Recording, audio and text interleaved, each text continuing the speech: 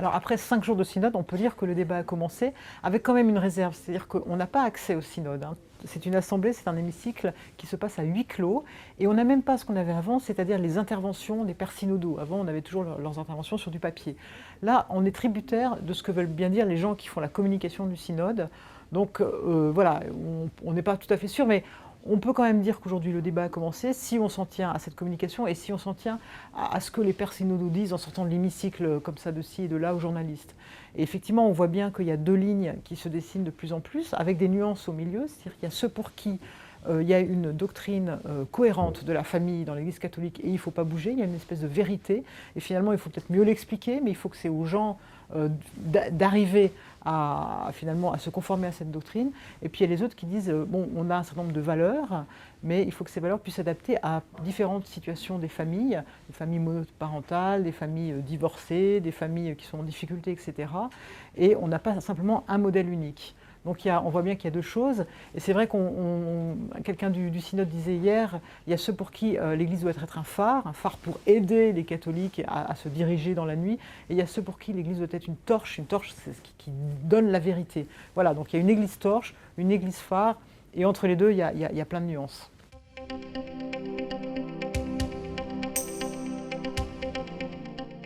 Une des grandes nouveautés de ce synode, c'est que les experts, qui sont toujours invités à un synode, ont une parole beaucoup plus large et on commence toutes les séances par un témoignage de couple, un témoignage de gens qui font du conseil conjugal, un témoignage de médecins, etc.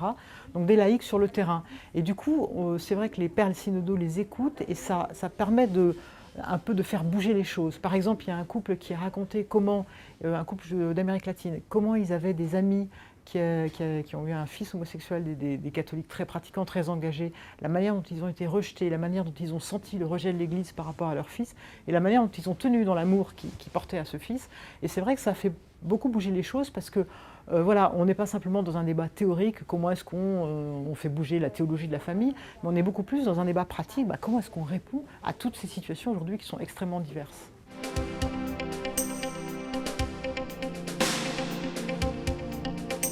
On a senti que l'ensemble des pères synodaux, même ceux qui sont le plus rétifs à une évolution, étaient très sensibles au danger de désigner, d'avoir des termes trop durs pour désigner des situations. C'est vrai que dans le langage de l'Église, il y a des choses qui sont aujourd'hui complètement dépassées. On va dire que les gens vivent dans le péché, on va dire que les gens ont des actes intrinsèquement désordonnés. Ça, c'est pour qualifier les homosexuels. Bon, ça, c'est un langage qui ne passe plus aujourd'hui. Et là, je crois que tous les pères synodaux sont d'accord pour dire qu'il faut arrêter avec ce langage-là. Il faut être dans quelque chose qui est beaucoup plus, d'abord un langage d'aujourd'hui, et puis beaucoup plus sur la compassion, la miséricorde, et moins sur le jugement, comme ce langage semblait le dire.